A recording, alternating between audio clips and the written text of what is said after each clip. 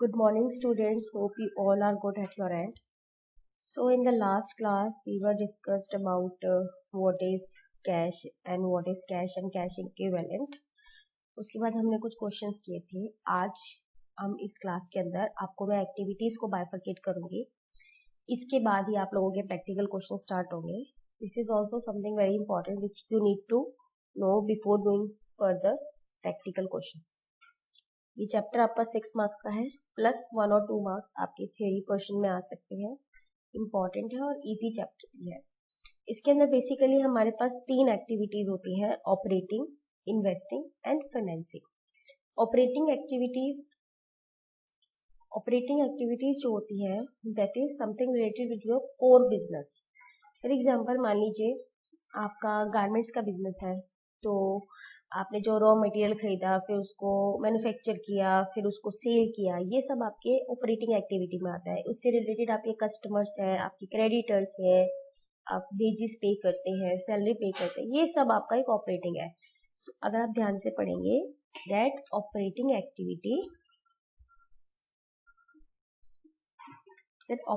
Activity are the principal revenue generating activities. Means हमारी primary और main activities है. And these activities are not investing and financing activities. We are having 3 activities: operating, investing, financing.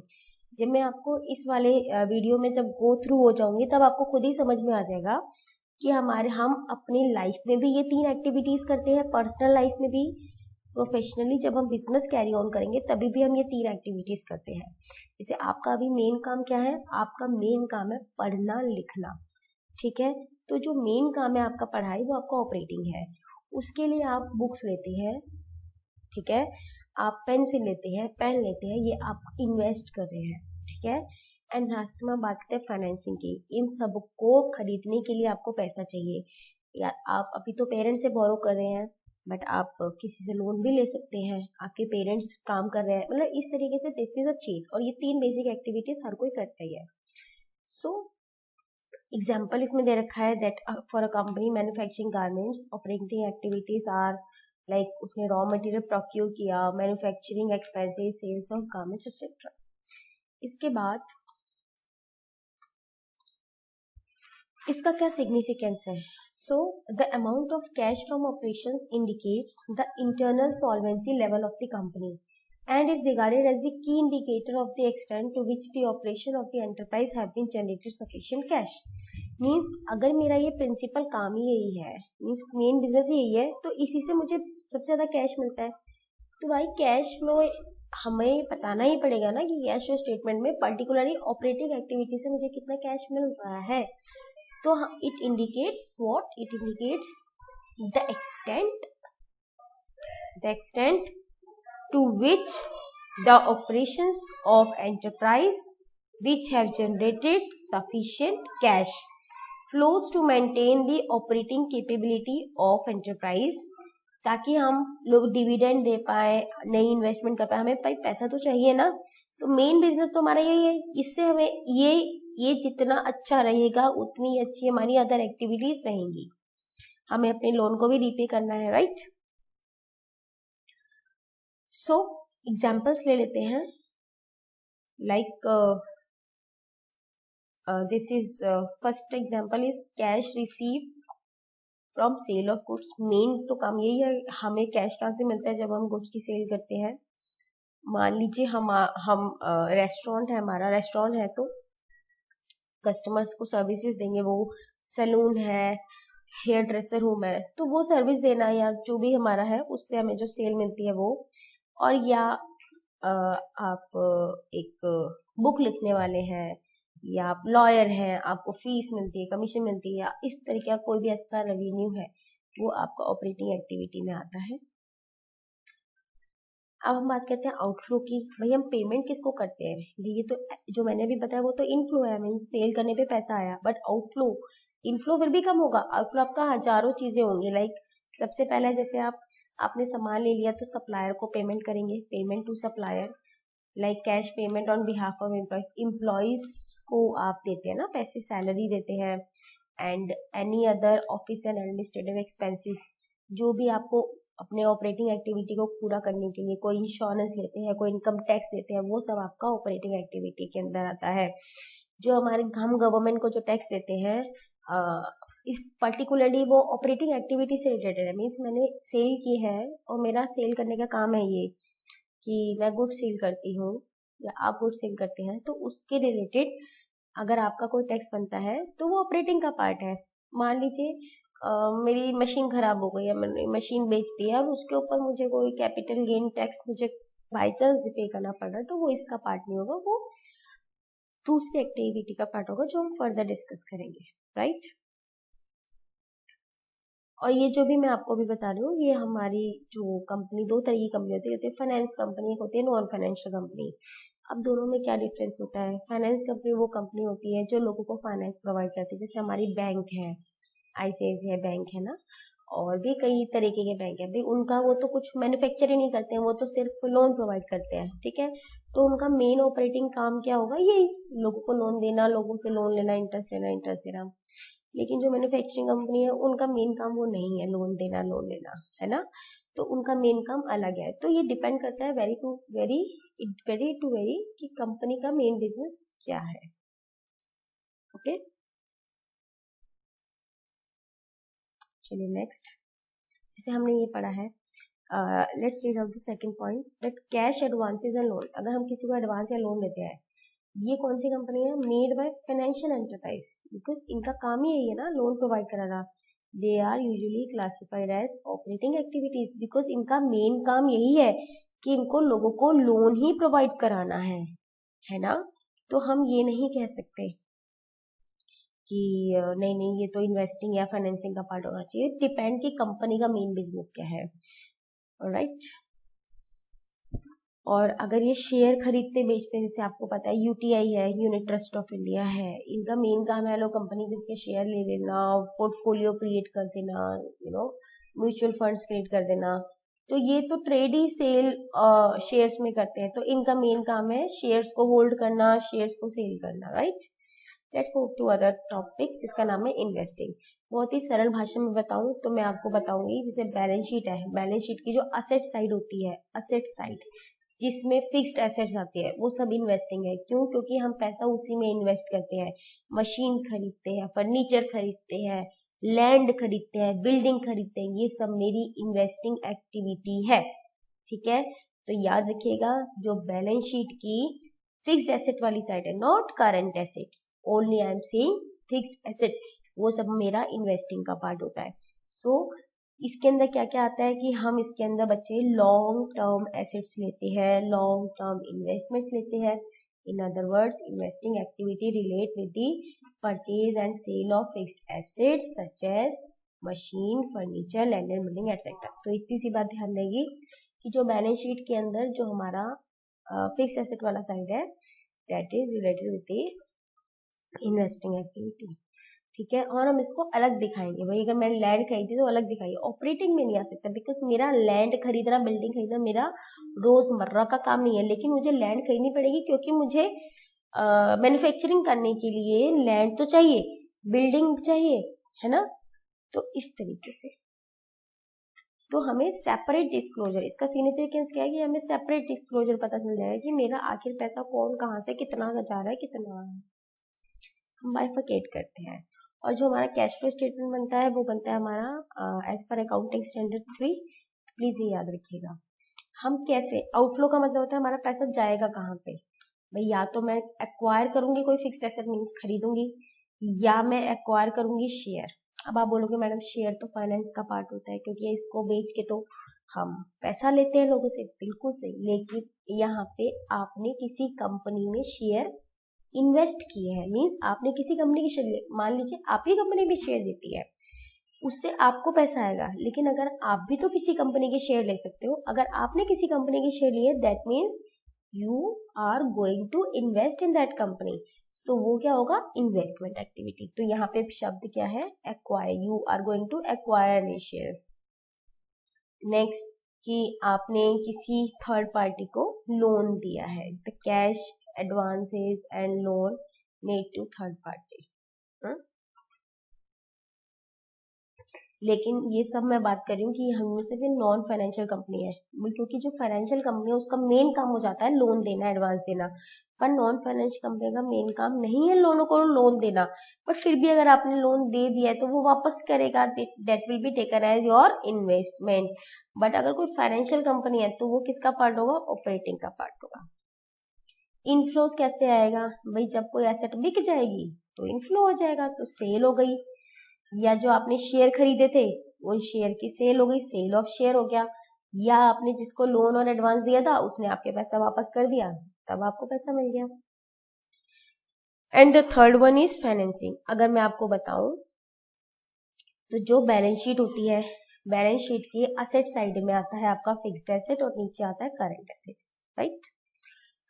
Liability side में जाइए, liability side में सबसे पहले आएगा share capital means share holder fund, उसके नीचे आएगा आपका लॉन्ग टर्म बोरोइंग्स। बस ये दो पार्ट आपके फाइनेंसिंग है। क्यों? क्योंकि फाइनेंस का मतलब होता है आपकी कंपनी को पैसा कहाँ से आ रहा है। आपकी कंपनी एक तो शेयर बेच के पैसा लेती है, आपकी कंपनी डिवेंचर लेके पैसा बेच के पैसा लेती है, और किसी भी बैंक से बड़े बड़े लोन उठाती है तो वो पैसा देती है। तो फाइनेंस करा है आपकी कंपनी ने, फाइनेंस करा है किसी से, इसे बोलते हैं फाइनेंसिंग एक्टिविटी। आप किसी से पैसा लेते हो तो वो क्या हैगा, देखो, whether you are issuing an equity share, debentures, raising long term bank loan, repayment of bank loan etcetera, कुछ भी हो सकता है, ठीक है। तो इसी को बोलते हैं हम फाइनेंसिंग एक्टिविटीज। तो इसका जो निचोड़ है कैश फ्लो स्टेटमेंट का आपकी खुद की बैलेंस शीट में मिलेगा। बैलेंस शीट में असेट साइड में जो फिक्स्ड एसेट है वो आपकी इन्वेस्टिंग एक्टिविटी है, क्योंकि वहां पे आप पैसा इन्वेस्ट करते हो। कहाँ से लेते हो? शेयर से लेते हो, डिवेंचर से पैसा लेते हो, और अपने बैंक से लोन लेते हो। ये सब चीजें आपकी फाइनेंसिंग एक्टिविटी का पार्ट है। इसमें इनफ्लो कैसे होगा, जब आप शेयर इशू करोगे तो आपको पैसा आएगा ना पैसा। तो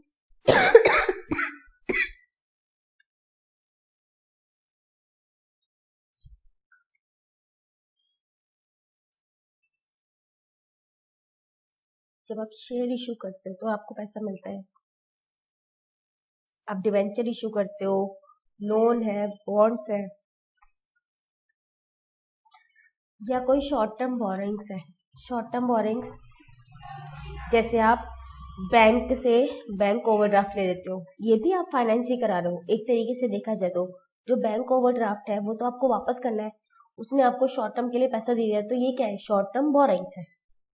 long term borrowing, short term, अब ये मत सोचो कि शॉर्ट टर्म बोरिंग आएंगी नहीं आएंगी, लॉन्ग टर्म बोरिंग आएंगी, खाली सिर्फ आपको फाइनेंस देखना है कि आपको उस समय फाइनेंस मिला तो ये आपकी बोरिंग है, ठीक है। आउटफ्लो कैसे होगा भाई, जो आपने डिवेंचर इशू किए थे अब उनको वापस करना पड़ेगा, पैसा जाएगा। जो आपने बैंक का लोन लिया था उनको वापस करना पड़ेगा, तो भी पैसा जाएगा। डिविडेंड पे करोगे तो क्या फ्री में पे हो जाएगा, उसमें भी पैसा जाएगा। तो डिविडेंड हम कब पे करते हैं, जब हम शेयर्स को पैसा देते हैं, शेयर होल्डर्स को डिविडेंड देते हैं, तो इसलिए ये फाइनेंस का पार्ट है। तो वो ये कहता है हमारे कैश फ्लो स्टेटमेंट कि हम बस अपने पूरे काम को ना 3 कैटेगरी में बांटते हैं, ऑपरेटिंग, इन्वेस्टिंग एंड फाइनेंसिंग। और इन तीनों कैटेगरीज में जो पैसा उसमें आ रहा है वो भी उसी में लिखेंगे, जो जा रहा है वो भी उसी में लिखेंगे। डिविडेंड हमारे पास 2 तरीके के होते हैं, एक होता है फाइनल डिविडेंड, एक होता है इंटरिम डिविडेंड। देखो डिविडेंड दिया कैसे जाता है, सबसे पहले कंपनी प्रपोजल रखती है बोर्ड ऑफ डायरेक्टर्स के सामने, ठीक है। बोर्ड ऑफ डायरेक्टर्स की मीटिंग होती है, जो एनुअल जनरल मीटिंग होती है, कि हम ये डिविडेंड देना चाह रहे हैं। उसके बाद अप्रूव होता है और उसके बाद वो दिया जाता है, ठीक है। तो मान लीजिए 2020 चल रहा है, तो 2020 का 2021 में मिलेगा, 21 का 22 में मिलेगा, क्योंकि 1 साल लग जाता है डिस्पर्स होते होते, क्योंकि ये कंपनी है, डिसीजन इतनी जल्दी नहीं लिए जाते हैं, राइट।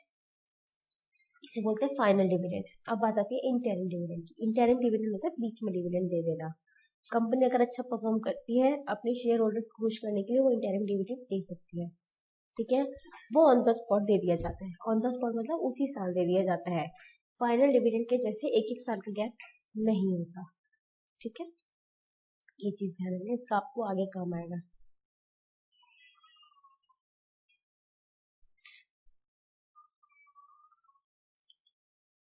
कुछ पर्टिकुलर आइटम्स है, उनका कैसे ट्रीटमेंट करना है, ठीक है।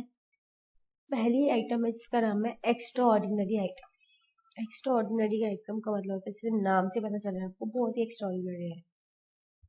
ऑर्डिनरी जो रोज होते हैं, एक्स्ट्रा ऑर्डिनरी जो बहुत कम हो, जैसे आग लग जाना, अर्थक्वेक आ जाना, बाढ़ आ जाना, चोरी हो जाना, ये आपकी लाइफ के भी पार्ट नहीं होंगे, तो ऐसे ही बिजनेस की लाइफ के भी पार्ट नहीं होंगे। So these are non recurring nature के होते हैं ये, इनका भी एक अलग ट्रीटमेंट होता है। So extraordinary items are not the regular phenomena that is non-recurring in nature. Examples: loss due to theft or earthquake or flood, insurance proceeds from the famine settlement, earthquake disaster settlement. Cash flows associated with extraordinary, ये आपको थोड़ा सा note बना लीजिए, that अगर आपको cash flow है means पैसा मिला है, आग लग गई तो आपने ऑब्वियसली इंश्योरेंस कराया होगा, पैसा तो मिलेगा ना, वो वाली बात हो रही है। With extraordinary item should be classified, आपको डिपेंड कि वो कौन सी एक्टिविटी से मिला, ऑपरेटिंग से मिला, फाइनेंस से मिला, इन्वेस्टिंग से मिला है, उसको डिस्क्लोज करेंगे सेपरेटली कि वो ऑपरेटिंग से मिला, इन्वेस्टिंग से मिला या फाइनेंस से मिला। So this is done to enable users to understand their nature and effect on the present and future cash flows of the enterprise. ये हम क्यों कर रहे हैं? ताकि बंदे को पता चले, बंदा कौन, सामने वाला जो यूजर है, फाइनेंशियल स्टेटमेंट यूजर है, उसको पता चले कि फ्यूचर में वो फोरकास्ट ठीक हो। अचानक से आपके पास बहुत सारे 1-2 करोड़ आ गए, पता तो होना क्यों आया है, भाई आग लग गई थी और क्लेम आ गया है ना, तो ये कैसे आई, ये सब बाइफरकेशन करना बहुत जरूरी है। नेक्स्ट आइटम है इंटरेस्ट एंड डिविडेंड। अगर हम पे कर रहे हैं इसको, नॉन फाइनेंशियल कंपनी है, इंपॉर्टेंट चीज है ये, ध्यान रखिए। नॉन फाइनेंशियल कंपनी जो नॉर्मल कंपनी होती है, आपको ज्यादातर क्वेश्चन नॉन फाइनेंशियल कंपनी का आएगा, 99.9%, 0.1% फाइनेंस कंपनी आएगा, पर सारे क्वेश्चन आपके, इनफैक्ट मैं कहूँगी 100% नॉन फाइनेंशियल कंपनी के ही होते हैं। सिर्फ आपको थ्योरी पोर्शन में पूछा जा सकता है कि फाइनेंस कंपनी का ट्रीटमेंट अलग कैसे है। अब जैसे इंटरेस्ट और डिविडेंड है, नॉन फाइनेंशियल कंपनी जो एक नॉर्मल कंपनी है, इंटरेस्ट कब देते हैं हम? जब हम किसी से लोन लेते हैं तो उसको इंटरेस्ट देते हैं। मैं शेयर इशू करती हूँ तो मैं डिविडेंड देती हूँ। और मैंने आपको बताया लोन लेना, शेयर इशू करना, ये लायबिलिटी साइड में आता है, और लायबिलिटी साइड किसका पार्ट होता है? फाइनेंसिंग एक्टिविटी का। तो ये दोनों किस में आएंगे? ये दोनों हमारे फाइनेंसिंग एक्टिविटी में आएंगे। आप पे ही तो करोगे, पेमेंट रिसीव नहीं कर रहे हो, लेकिन अगर आप रिसीव करते हो, रिसीव कब करोगे? जब आपने किसी को लोन दे रखा होगा, जब आपने किसी कंपनी के शेयर ले रखे होंगे, तब आप क्या करोगे? रिसीव करोगे। जब आपने किसी को लोन दिया है, जब आपने किसी का शेयर लिए हैं किसी कंपनी के, तो वो आपने क्या किया है? वो आपने इन्वेस्ट किया है, तो वो दोनों आपकी इन्वेस्टिंग एक्टिविटी का पार्ट है। बट अगर मैं बात करूं कि फाइनेंशियल एंटरप्राइज, तो फाइनेंशियल एंटरप्राइज का तो मेन काम ही यही है। तो जब इंटरेस्ट पे करना हो, इंटरेस्ट रिसीव करना हो, या डिविडेंड रिसीव करना हो, नॉट पेड, ये सब उसके ऑपरेटिंग है, क्योंकि उसका ये मेन काम है। बट जो डिविडेंड पेड है वो उसका फाइनेंसिंग काम है। बाकी तीनों काम उसके जो है वो ऑपरेटिंग है, क्योंकि वो फाइनेंशियल कंपनी है। Most of the time 1 marks के क्वेश्चन में जरूर आपसे पूछा जा सकता है कि एक कंपनी फाइनेंस कंपनी है, एग्जांपल दे रही हूँ मैं आपको, और उस कंपनी के सीए ने क्या किया, जो डिविडेंड पेड था वो ऑपरेटिंग दिखा दिया, क्या उसने ठीक किया? तो आप बोलोगे नो, बिकॉज डिविडेंड पे उसकी फाइनेंसिंग एक्टिविटी है, बाकी सब एक्टिविटीज उसकी ऑपरेटिंग एक्टिविटी है, राइट? तो this is make a note of it.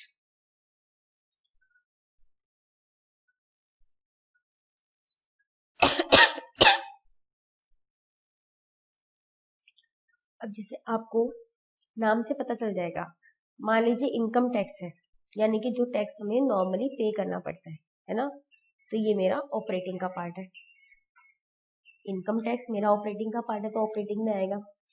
Capital gain tax, capital gain tax कब मिलेगा? जब मैं कोई एसेट सेल करूंगी, और एसेट मेरा किसका पार्ट होती है बेटा? इन्वेस्टिंग का, तो ये इन्वेस्टिंग में आएगा। डिविडेंड कब पे करती हूँ मैं? जब मैं शेयर्स लेती हूँ, शेयर्स को मैं डिविडेंड देती हूँ। शेयर मेरा किसका पार्ट है? फाइनेंसिंग का, तो ये फाइनेंसिंग में आएगा। ठीक,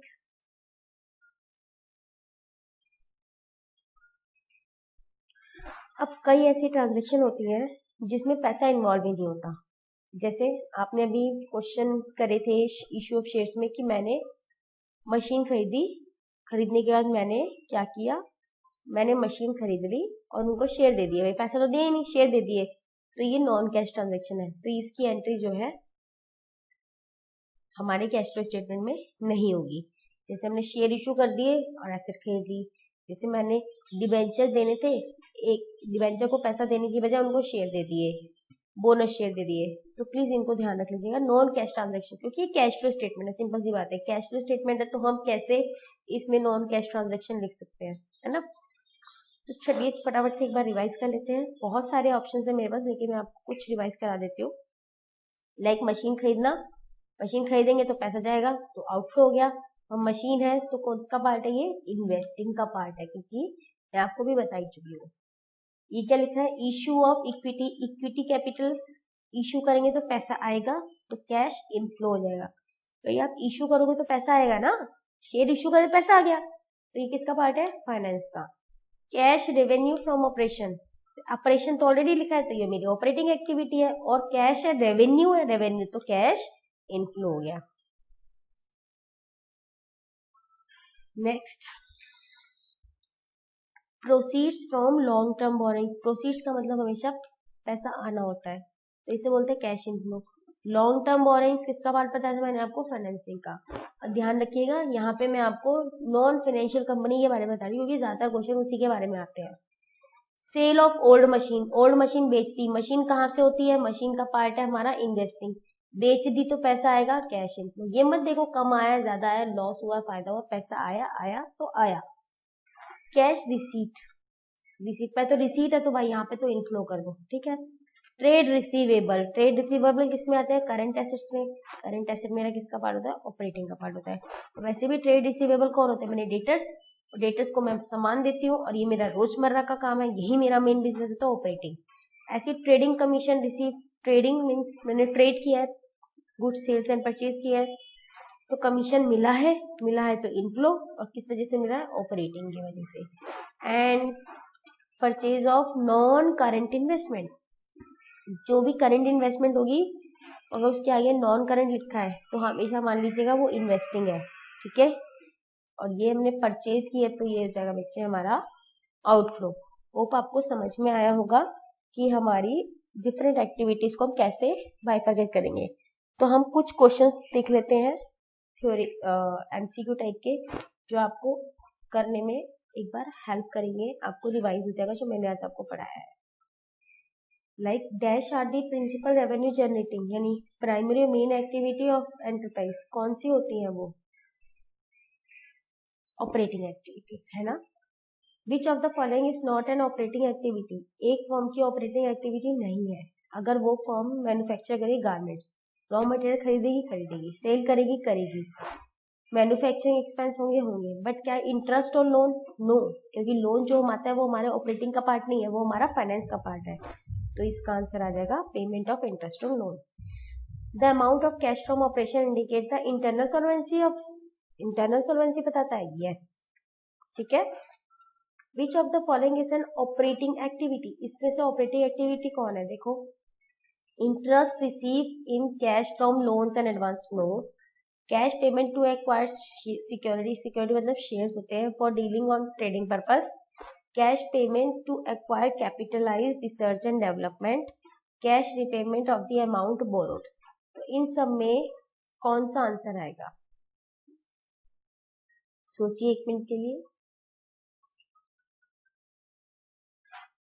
cash payment to acquire securities for dealing to trade, for dealing और ट्रेडिंग पर्पस, जिसका मेन पर्पस ट्रेडिंग करना है, तो वो हमारा ऑपरेटिंग का पार्ट हो सकता है। इंटरेस्ट देना या इंटरेस्ट मिलना ये हमारा फाइनेंस का पार्ट होता है या इन्वेस्टमेंट का पार्ट होता है। Cash payment to acquire capitalize research and development, इसका मतलब ये होता है कि मेरे को कहीं पे रिसर्च एंड डेवलपमेंट का काम करना है उसके लिए मैंने कुछ पैसा लगाया है और वो मेरी कैपिटलाइज्ड वैल्यू हो जाएगी, मीन्स वो लैंड एंड बिल्डिंग जैसा कैपिटलाइज्ड हो जाएगा, इस पे मैं आगे डेप्रिसिएशन लगा सकती हूँ।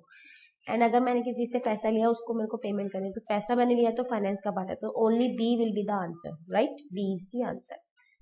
विच of the following is an example of cash inflow, inflow मतलब पैसा आएगा फ्रॉम ऑपरेटिंग, तो भाई शेयर्स, वारंट्स, इन सब से आएगा, रॉयल्टी से आएगा, receipts from tendering of services, और यहाँ पे देखो इसमें लिखा है फॉर ट्रेडिंग पर्पस, तो ये ट्रेडिंग पर्पस के लिए हुआ शेयर है, तो जरूर ये भी आएगा, royalty, fees, commission, other revenue ये भी आएगा, cash receive from rendering of services ये भी आएगा, तो all of the above is the answer. Cash flows from arising from the purchase and sale of dealing or trading securities. Trading securities is classified as operating activities. Yes, because उसका जो main purpose है वो trading है, trading purpose है।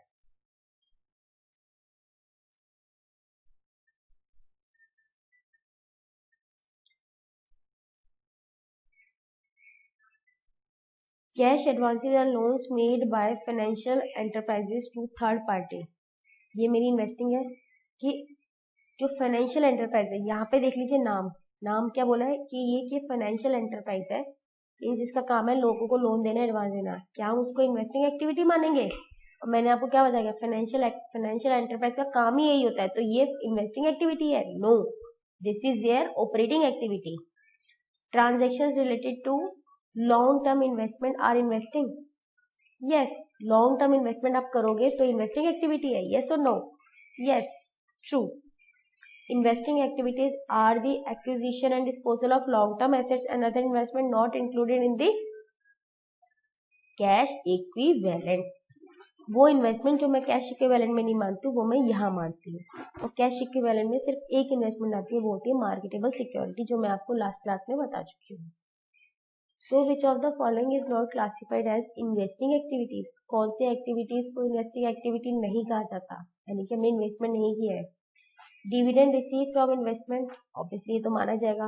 Cash receive from disposal of patents भी मैं asset होती है मेरी, ये भी माना जाएगा। Cash payment to acquire capital, research and development, ये बता दिया। Cash receive from repayment of loans and advances made by financial enterprise, ये नहीं माना जाएगा, तो D will be the answer. ठीक है, फाइनेंशियल एंटरप्राइज का जो ये मेन काम ही होता है लोन देना, लोन लेना, तो ये तो भाई हो ही नहीं सकता, ये तो ऑपरेटिंग काम है ना। Next, let's take a few questions more. Financing activities are activities that result in changes in the size and composition of owners, capital and borrowing of the enterprise. True, because इनका काम ही होता है लोगों को fund provide कराना, right? दोबारा से देख लीजिए, that result in changes in the size and composition of the owners. Because financing activities तो वही होती है ना, जब हम या तो शेयर इशू करेंगे या हम डिवेंचर इशू करेंगे या लोन लेंगे, इन तीनों ही चीजों में क्या होता है, कंपनी का साइज बढ़ जाता है, कंपनी के शेयर पहले 1 लाख थे अब 5 लाख हो गए, है ना, तो ये चीज एकदम ट्रू है। Cash proceeds from short term borrowing is classified as cash inflow from financing activities. मैंने आपको बताया था कि जो हमारा शॉर्ट टर्म बोरिंग है, मीन्स बैंक ओवरड्राफ्ट है, वो किसका पार्ट होता है, पहले तो याद रख लीजिए, वो फाइनेंस का पार्ट है। तो वो बोल रहा है कि अगर मुझे उससे पैसा मिला है, कैश प्रोसीड्स मतलब पैसा मिला है, नहीं बैंक ने मुझे बैंक ओवरड्राफ्ट दिया है, तो क्या वो कैश इनफ्लो है? यस, बिल्कुल, क्योंकि पैसा आया है, जब मैं वो पैसा वापस करूंगी तो वो मेरा आउटफ्लो हो जाएगा। Did you get my point? Last question, instalment paid in respect of fixed asset. मैंने कोई फिक्स एसेट खरीदी, तो फिक्स एसेट क्लिक कर लीजिए माइंड में, इन्वेस्टिंग एक्टिविटी होती है, तो बोल रहा है कि उसको इंस्टॉलमेंट को मैंने पे किया, क्या वो मेरा फाइनेंसिंग एक्टिविटी का आउटफ्लो है? बिल्कुल भी नहीं, बिकॉज मैंने आपको बता दिया फिक्स एसेट किसका पार्ट है, इन्वेस्टिंग का, तो जब ये इन्वेस्टिंग का पार्ट है तो उसके आगे आप कुछ भी लिख दीजिए, answer will be the no, financing activity नहीं है, ये इन्वेस्टिंग एक्टिविटी है। तो ये एक छोटा सा मैं आपको थ्योरी पोर्शन मैंने आपको बता दिया है, इसके बाद आपको काम करने में मजा आएगा जब हम प्रैक्टिकल क्वेश्चन करेंगे। जो अब आपकी नेक्स्ट क्लास होगी उसमें आपको प्रैक्टिकल क्वेश्चन स्टार्ट हो जाएंगे, ठीक है। अभी तक जितना भी पढ़ा है वो आप एक बार अपनी बुक से पढ़ लीजिएगा. In case you have any problem please to ask me anything if you would like to. So thank you so much and all the best.